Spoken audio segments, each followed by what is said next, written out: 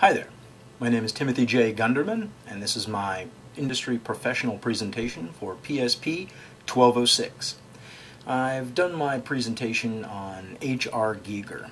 H.R. Giger was born Hans Rudi Giger in Switzerland in 1940. His father was a chemist, and at an early age he was given a human skull to play with. He acquired it from his father, and he took great delight in going around to his friends, showing them this skull, and scaring them. He also was known to, around the age of 12, he painted his bedroom black and decorated it as a crypt.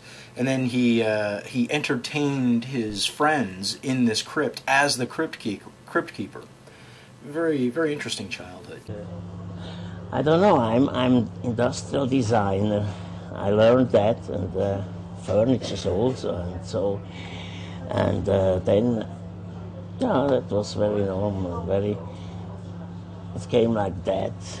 In the 1960s, he went to school and studied industrial design and furniture design in Switzerland, and there he discovered the airbrush and developed his unique freehand style of airbrush painting. Now, my first experience with H.R. Giger was the film Alien. I think I was about 12 years old, and it was the first R-rated film I'd ever seen. And I don't even think I sat through the whole thing, and I think I got sick and had to leave the theater before it was over.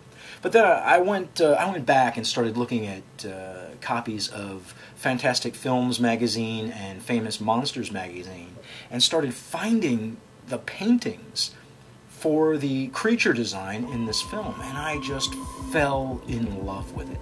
I like to think of his paintings as an insight to the nightmares that we all have. We have these dreams, and he just has a way of capturing those feelings, that darkness and horror, and putting it on a canvas. We never really remember our dreams, but when we look at his paintings, we kind of identify with it.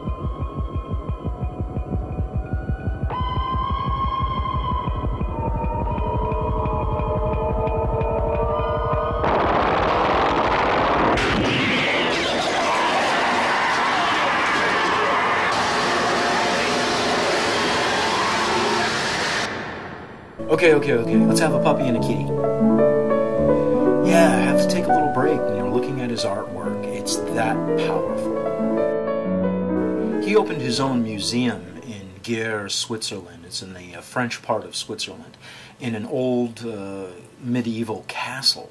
And he redesigned the interior, so you have his 4-story museum on one side of the castle, and across the courtyard you have the Giger bar, and the interior of it is just an amazing design of rib cage and spinal column shapes and structures. His vision of his own museum gives you that sense of nightmarishness. You're awake, but then you also feel like you're inside an animal, like you've been eaten by a creature of some kind, and you're experiencing that. That's an amazing thing for an artist to do, is to create that visceral, emotional connection by you just being near his art. In my opinion, H.R. Giger is one of the most influential artists of the 20th century and the early 21st century. We may not know it right now because we're kind of living in this amazing information world when we get bombarded with visual things. In 100, 200 years, they're going to look back and they're going to pick him out with Picasso and Dali among the great artists of the 20th century. I guarantee it. Thank you very much for your time.